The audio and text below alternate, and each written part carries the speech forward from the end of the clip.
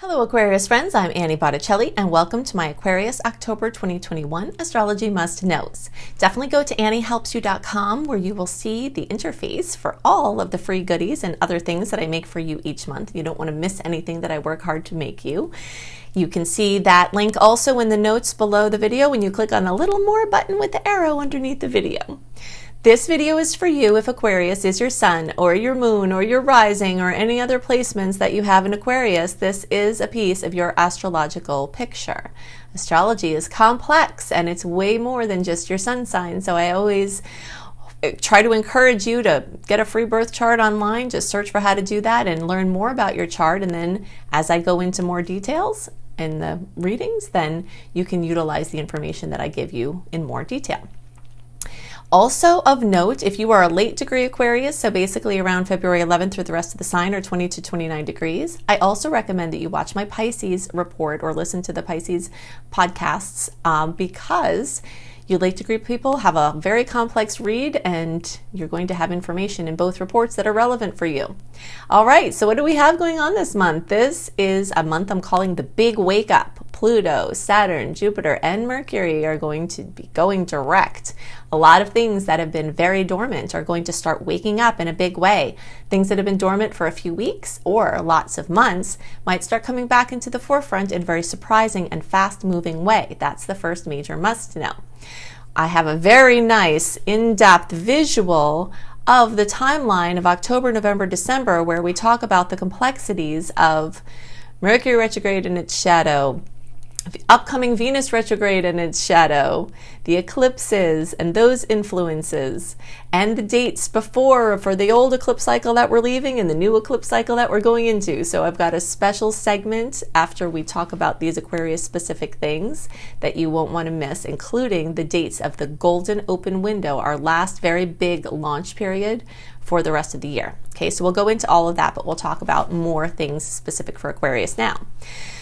First big must know for Aquarius is that we still have planets moving through Libra, and that is very friendly for Aquarius because it makes the most favorable angle in all of astrology, the trine. So you've had a lot of energy focused on your relationships. All of us have, because Libra, and now as the planets move into Scorpio, those are relationship focused placements. And hopefully there have been lots of positive improvements and maybe some ruckuses that wound up being positive, hopefully, in your relationship space, and that focus on relationships is going to continue. A very important must know is that if anything in your relationships have come up September, October, if you're not sure what to do or you're kind of thinking you know what to do, you might want to hold off until October evolves towards the end or into the beginning of November, or the big window of that we'll talk about with the golden opportunity in November, to make your big decisions about whatever you figure out in your relationship space. And this also has to do with your financial relationships, loans or borrowing monies, selling things, buying, selling, anything like that. There's this big cycle that's being wrapped up and that's being focused on, and you might think you have all the information in September and October, but you might not. There's a very good chance that more information is going to be forthcoming that might flavor your decision, so you may want to hold off, try to be very tuned into your intuition, because you'll get that feeling like, my logic is saying it's time to go, but do it, but my gut is saying don't do it yet. And the more you tune into that and follow it, the more you'll get placed on your perfect divine timeline here. Okay, so let's see.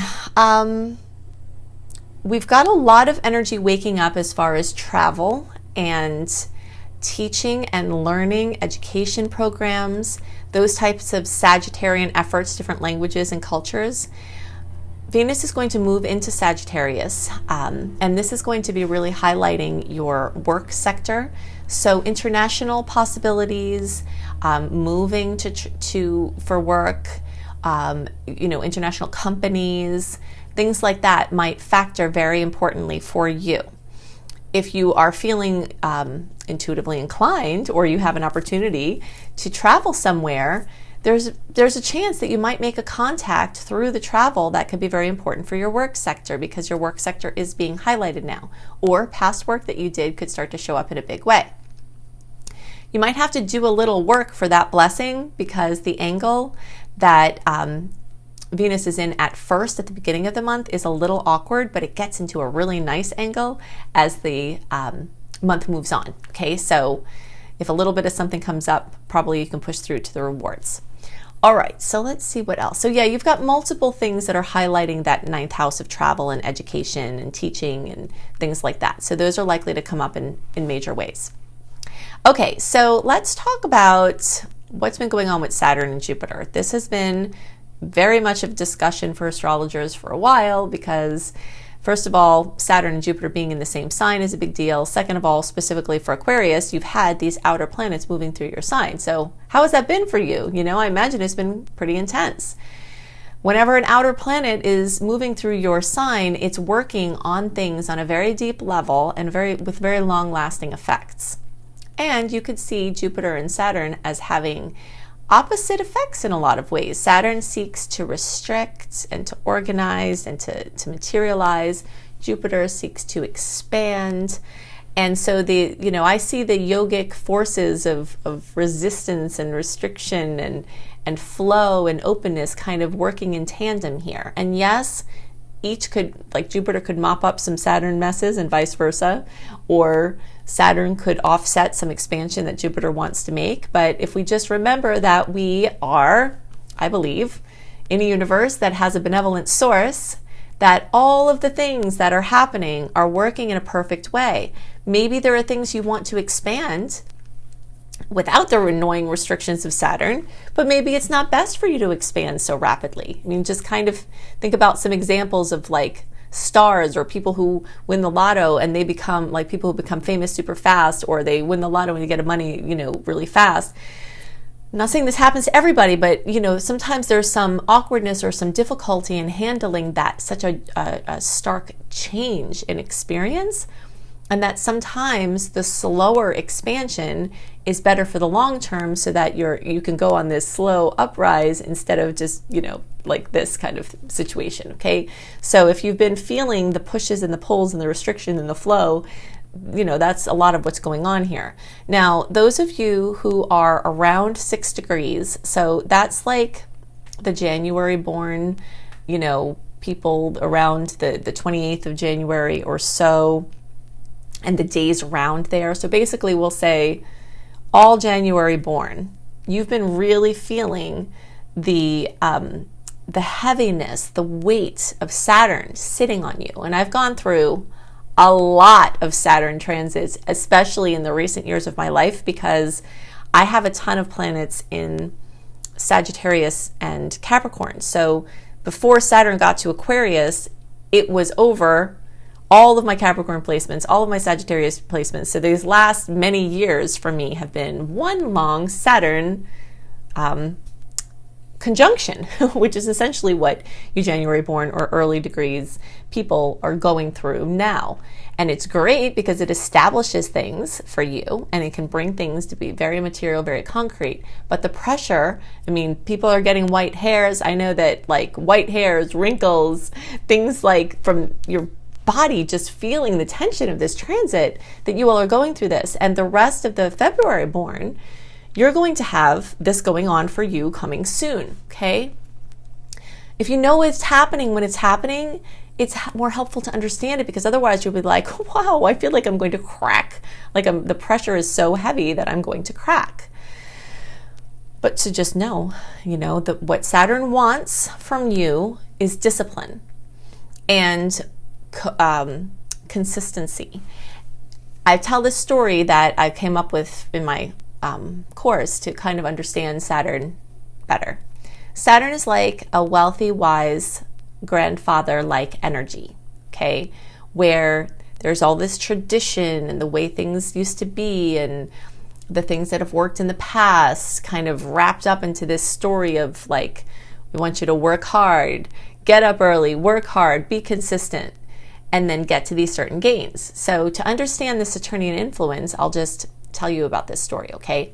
So Saturn, representing form in this grandfather, had 2 grandkids, okay? We'll just say they're 2 boys for no reason. This is just what the original story had in it, so that's why I'm going to tell you the story. One, he knew that he was going to pass his fortune to these grandkids. someday. And he was trying to prepare them for it. So the one kid was always receptive, and he would give him little projects that were kind of helping him to increase his money consciousness, to manage money, to learn. And then the other grandkid was really disrespectful and didn't want to learn, and felt like he was doing something to him and felt sort of victimized, that he was on his back and that kind of thing. So we have these two ways we can experience Saturn, is like greeting it with, alacrity, like, okay, I see this time for me to do this, and I'm going to be respectful, and I'm going to learn and take the opportunity, or I'm going to be mad, I'm going to feel like a victim, I'm going to, be disrespectful and miss the opportunities. Okay, so time passes, the grandfather passes away, and he leaves everything to the grandkid that learned the lessons. And he leaves to the grandkid that didn't a series of books that outline what he was trying to teach him so that he could learn. So that's kind of what happens with Saturn, is we get our chops busted during the Saturn transit, and when we show up for it, at the end of it, we get the fortune, whatever that comes in. Sometimes it is financial bliss. Sometimes it's, other awarenesses or hard-earned things. If we don't, then we get the remembrance of the lessons that are hovering around in there in the form of these books that, the other grandkid got, where we can go back to them and still learn the lessons and try to mop up what we didn't, take the opportunity to do. So this is a time of pressure and then release. And so for the January born, let me just look at the exact dates here. So yeah, so for all of you early degree placements, that's the January born, or 0 through around 10 to 11 degrees. Your Saturnian storyline is going to shift as of December. All right, then your Saturn gifts will start to come in, and you might start to see what those look like. Now, everybody else, you still have the opportunities from the grandfather. So as you're having pressures in your life, keep this story in your mind. That's why I tell these stories, is to help you remember. You might not remember things that are said in passing, but if you have this kind of image of Saturn, and as it's working in your life, it will be more helpful for you to work with this. This also can have to do with things with your physical body, getting more in touch with your physical body, taking care of your body better, because, the first house that's going to be influenced as Saturn is moving along here is going from the mind into the body. All right. So there are a lot of lessons there. Now, let's see. So the rest of you, you've got Saturn challenges ahead, but you also have Saturn opportunities, and it may take longer for you to see your gifts because the Saturn transit for you is not done yet. Okay, that was the big must know. Now, Jupiter going in the same area has been trying to help you to get in touch with your intuition. Jupiter has been helping you to see your body, again, with this body thing, right? So Saturn's working here, Jupiter's working here, to understand your body better, to have more freedom with your body through its self-care. So, and it's not just your physical body, it's also how you walk in the world. Many people in their Saturnian crisis are going to be asking the question, what the heck am I doing with my life, and what do I want to be doing? Right? And Jupiter is starting to give the little suggestions as to, ooh, this feels good. What about this? Maybe this will work, So the crisis, Saturn's bringing some of the crisis, Jupiter's bringing some of the solutions and the new direction. So just be paying attention for that, because this is, a very important cycle. And once we get to the end of December, this is another, a big time, is Jupiter's going to move on to Pisces, be all done. But when Jupiter crosses over your placement, you are more likely to get big Jupiter kisses, okay? And you can see the dates for when you got your Jupiter kiss. If you look for my video, Jupiter and Aquarius for Aquarius, just search for Annie Botticelli, Jupiter and Aquarius for Aquarius. You can see the timeline of when each of you got your Jupiter kisses. And those of you from 22 degrees through the rest of the sign, you still have more Jupiter kisses to go, all right? So 22 degrees, that's going to be about like the 12th of February or so through the rest of the sign. So you've already had kisses, those of you in that group, and now you're going to have more, all right? So let's see. All right, now I want to talk about specifics about October, November, December, about what the retrograde energies are helping you to do and what you can use them for this month, and when the direct energies are really getting strong and what you can use those for. All right, so this is going to be really critical into understanding, because you're going to have to make choices this month, and this segment that I have for you with these visuals is going to help you to align the choices that you have to make. Okay, so to understand the theme, the big wake up for October 2021, it's easier, I think, to see it in a visual context, and also to understand October compared to November and December, and what we've got going on in this cluster of time will help you to better understand the energy of this month.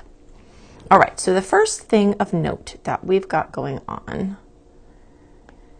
is that these outer planets are waking up. So Pluto on October 6th, Saturn on the 11th, Jupiter on the 18th, and then we've got Mercury also waking up. This is an inner planet, but we've still been in this Mercury retrograde period, since September. So the energy for the first half or so of the month is very much retrograde, okay? And then every day, the 19th, 20th, 21st, every day we march into October, later in the month, these energies that just woke up start to get stronger. All right, so by the time we're at November 3rd, Mercury retrograde is clear, and we enter this golden period of the 3rd through the 17th before the Venus shadow period starts. Venus shadow starts November 18th, gets stronger as the month of November goes on. Venus goes retrograde on December 19th. Okay, so you can see this time between November 3rd and the 17th is this golden opening where these planets have gained a lot of momentum. Mercury is completely strong. Venus has not yet started to slip. So now that we understand this, we'll get back to some of these other pieces here. Let's talk about the retro energies and direct energies and how you use them differently. So basically, the first half of October, we'll say through, of course, the 18th, because that's when everything goes direct. It's very strong in this, and this lingers throughout October, but it starts to get lighter and lighter as the month goes on. And as the month goes on, it gets more into these energies. And then the 3rd through the 17th of November is really, really strong with this energy, okay? So in retrograde time, we want to deal with what comes up more rather than trying to do future planning or, think too much ahead. We want to clear out clutter in any area of our lives, our health, our relationships, our houses, our desk. We want to leave things unscheduled because last minute magic can show up, and the more space you have to receive it, the better.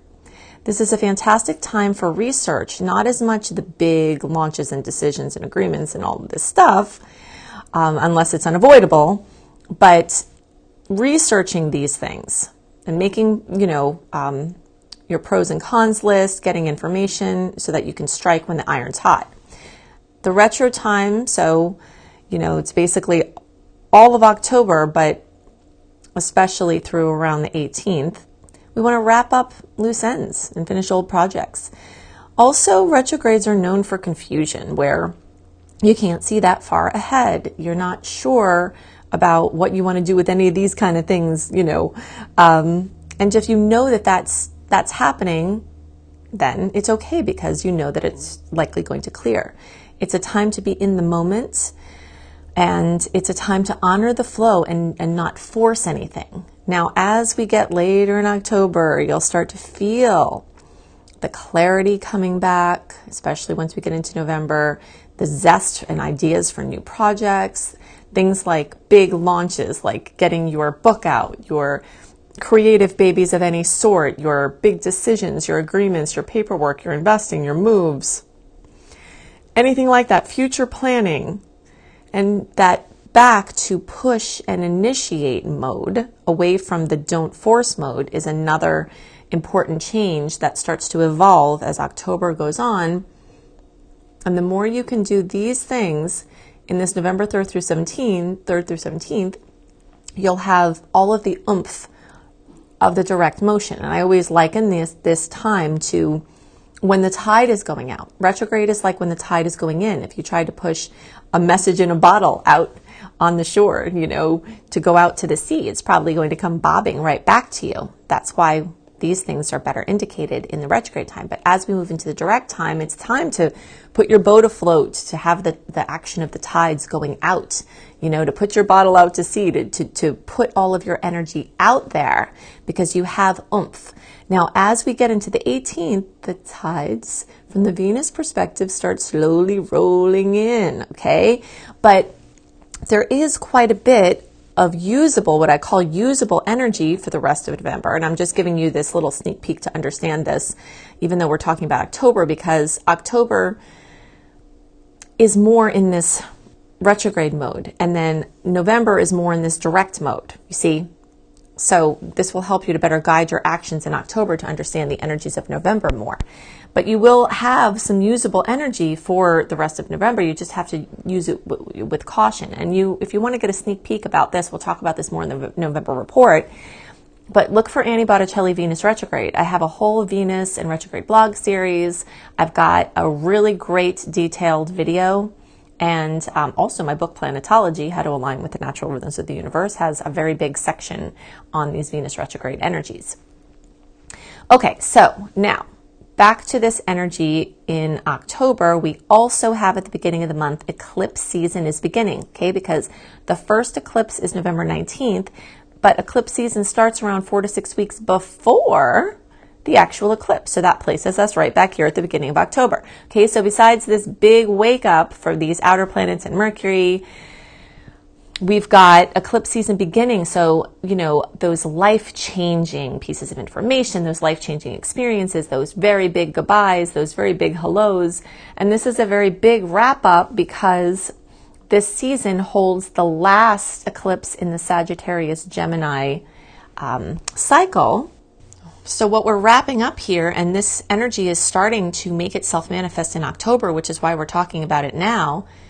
The Sagittarius Gemini eclipse cycle has been in effect since around March 2020. And everybody remembers that month will go down in infamy when the world shut down.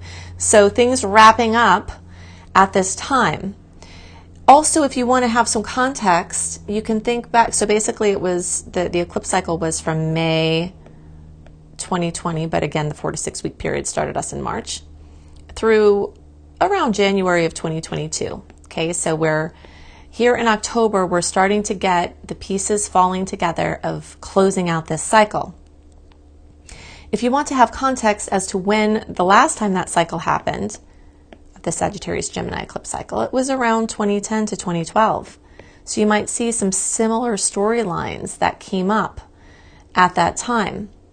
Now what we're starting in this new cycle is the Taurus Scorpio eclipse cycle. And of course, we'll go into way more details about this in the November and December reports when the actual eclipses occur, but it's important for you to know these things now because the eclipse season starts in early October.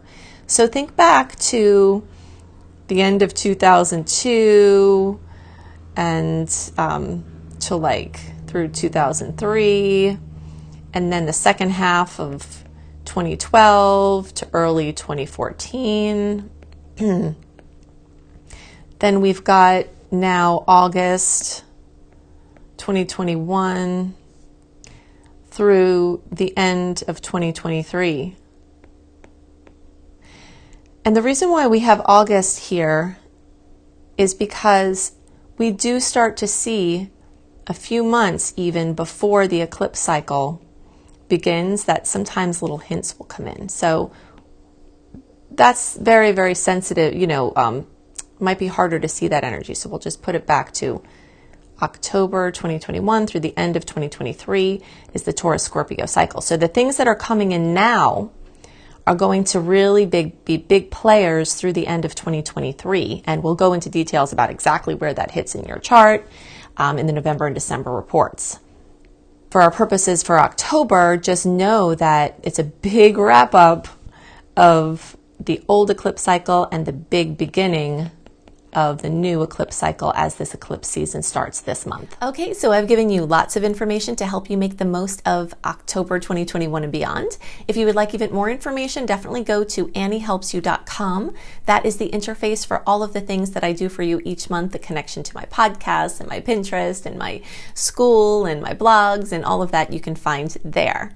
If you would like to be an astrologer as your profession or just to do it to help your friends and family and yourself, you will love my Becoming a Professional Astrologer Mastery course. If you think I put a lot of details into these monthly reports, month after month, year after year, you should see what goes on, the comprehensive nature of that course, which you can see at lumelife.com, L-U-M-E, life.com. I hope you have a wonderful month, and I'll see you next month. Bye!